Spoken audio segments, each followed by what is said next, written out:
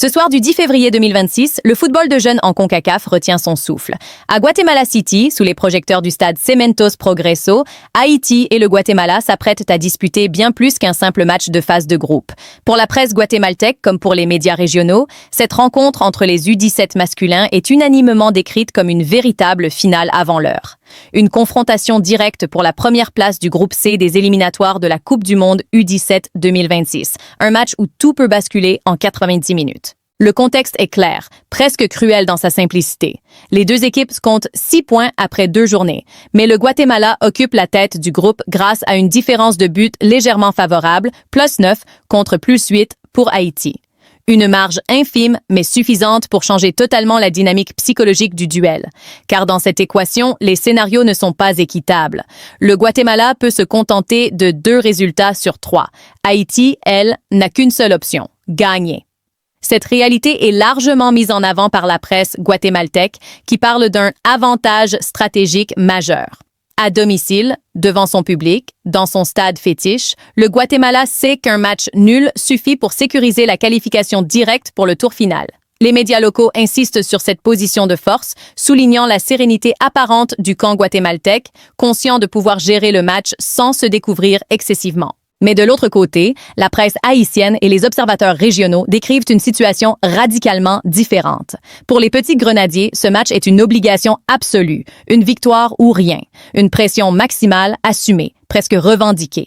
Haïti est condamné à gagner pour dépasser son adversaire sur le fil et s'emparer de cette première place si convoitée. Une position inconfortable, mais aussi porteuse d'une énergie particulière, celle des équipes qui n'ont plus rien à calculer. Les médias soulignent que cette situation rappelle les grandes nuits du football haïtien, où le pays a souvent brillé lorsqu'il n'avait plus d'alternative, quand la seule issue possible était l'audace, l'intensité et le courage. Et ce soir, tout indique que les jeunes Haïtiens devront puiser dans ces valeurs pour renverser une équipe guatémaltèque solide, disciplinée et portée par son public. Le Guatemala, justement, ne cache pas ses intentions.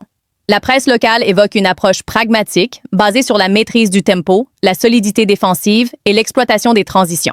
Jouer à domicile est perçu comme un atout déterminant. Le stade Cementos Progreso est décrit comme une forteresse, un environnement capable de mettre sous pression les visiteurs, surtout dans un match à enjeu aussi élevé. Les journalistes parlent d'une atmosphère électrique, d'un public prêt à pousser son équipe jusqu'au bout.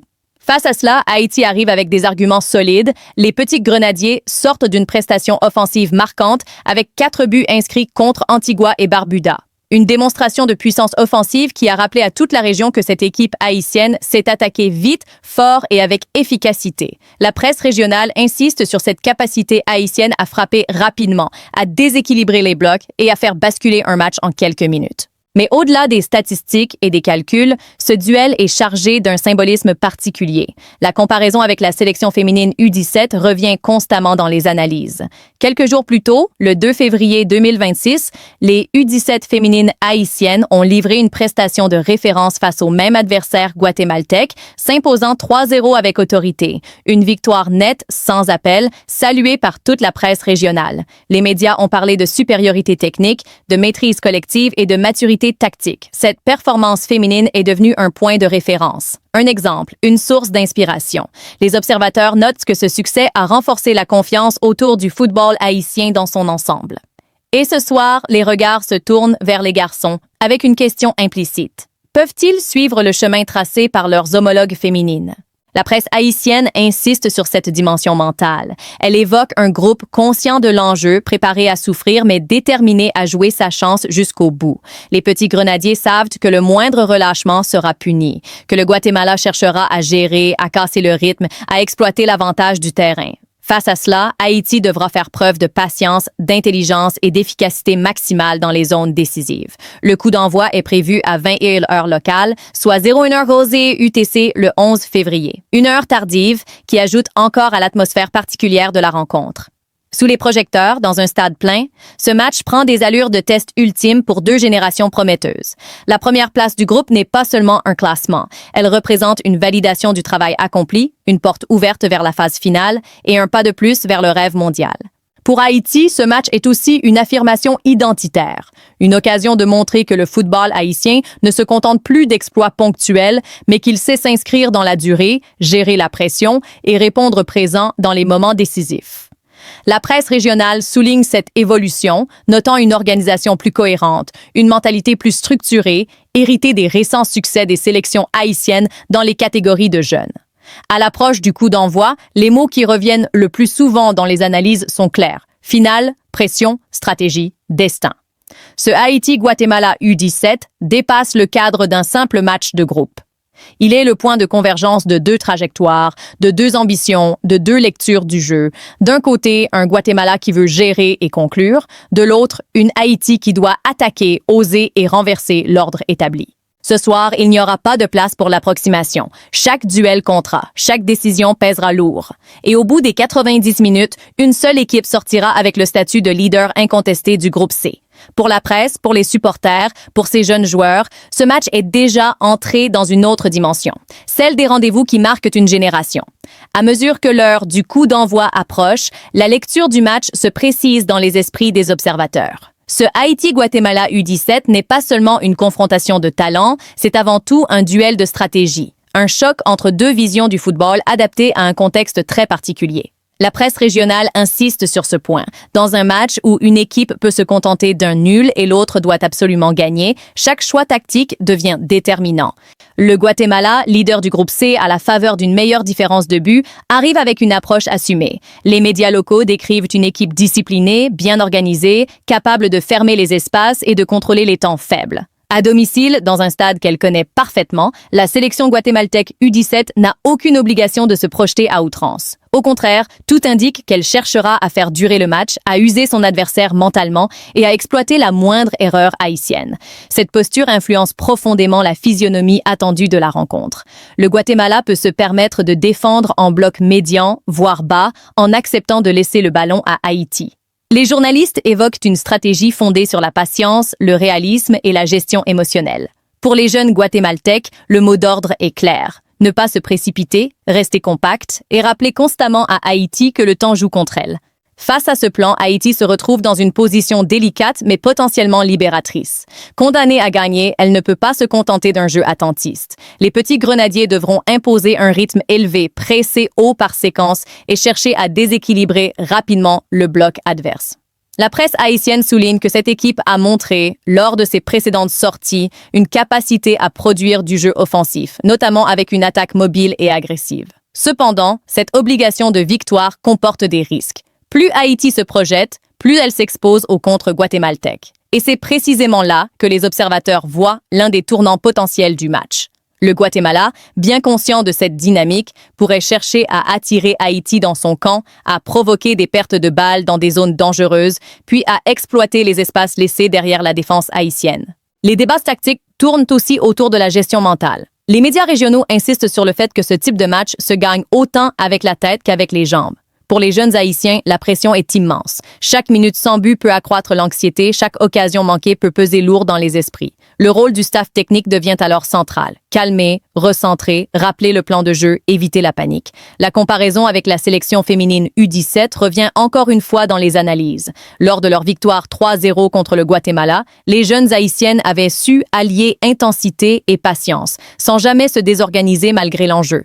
La presse souligne que cette maturité tactique avait fait la différence. Pour les garçons, le défi est similaire, mais dans un contexte encore plus hostile, à l'extérieur, face à un adversaire qui joue sa qualification devant son public. Le stade Cementos Progreso est présenté comme un acteur à part entière de la rencontre. Les médias guatémaltèques décrivent une ambiance qui peut rapidement devenir pesante pour l'équipe visiteuse. Chaque intervention défensive, chaque contre dangereux sera accompagné par les encouragements du public local. Pour Haïti, il faudra savoir résister à cette pression, ne pas se laisser emporter par l'environnement et rester concentré sur ses objectifs.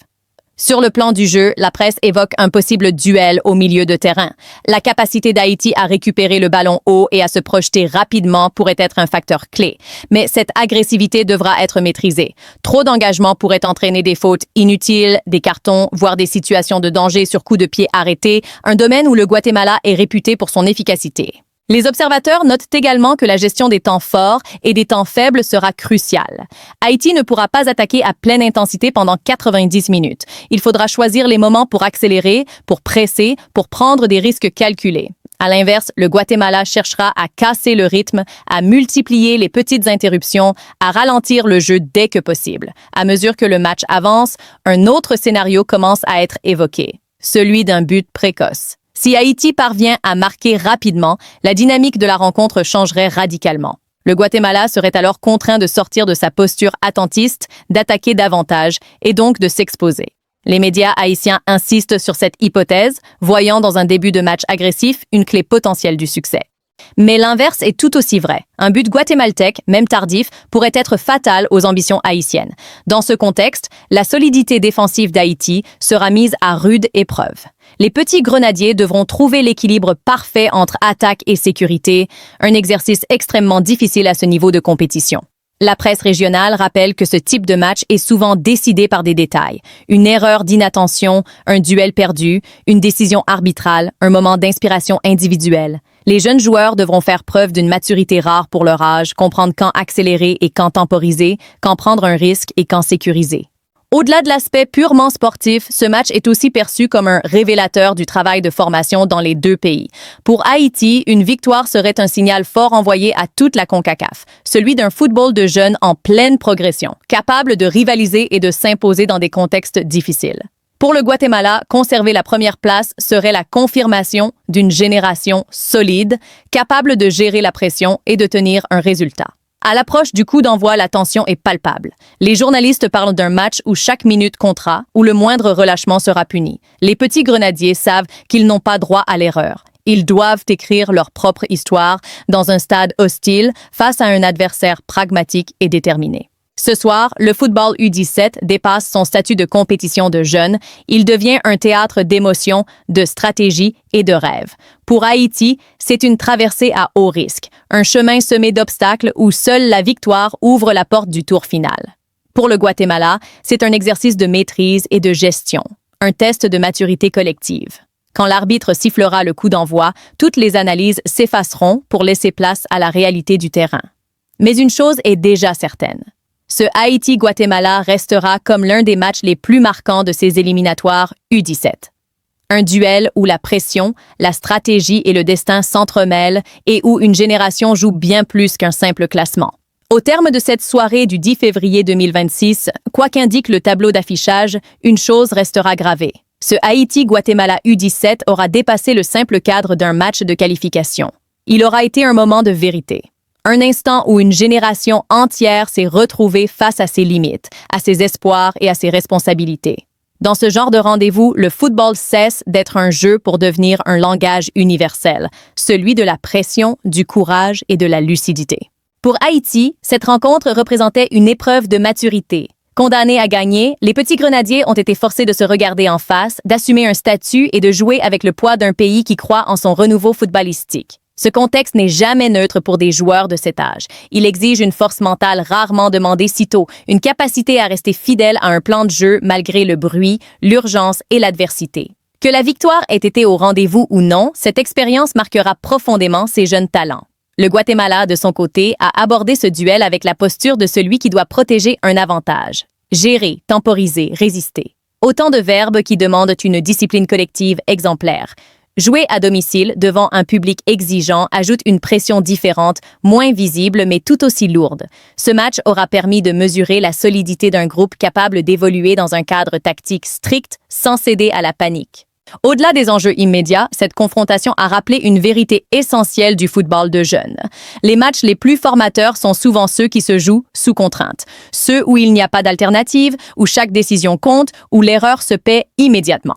Pour Haïti comme pour le Guatemala, ce duel restera une référence, un point de bascule dans le parcours de ces joueurs appelés, pour certains, à poursuivre une carrière internationale. La comparaison avec la performance des U17 féminines haïtiennes face au Guatemala quelques jours plus tôt n'est pas anodine.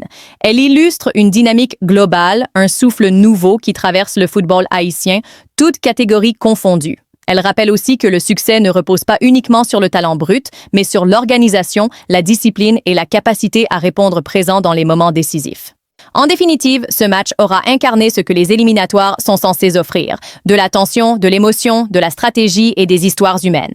Des jeunes joueurs projetés trop tôt dans des situations d'adultes, contraints de grandir en accéléré sous le regard attentif de toute une région. Le résultat comptera dans les archives, mais l'apprentissage restera dans les têtes. Car c'est là l'essentiel. Dans ces nuits où tout semble possible, où un but peut changer un destin, le football forge des caractères autant qu'il désigne des vainqueurs. Et pour cette génération haïtienne, cette soirée à Guatemala City restera, quoi qu'il arrive, un chapitre fondateur. Ce soir, le football U17 dépasse son statut de compétition de jeunes. Il devient un théâtre d'émotions, de stratégie et de rêves.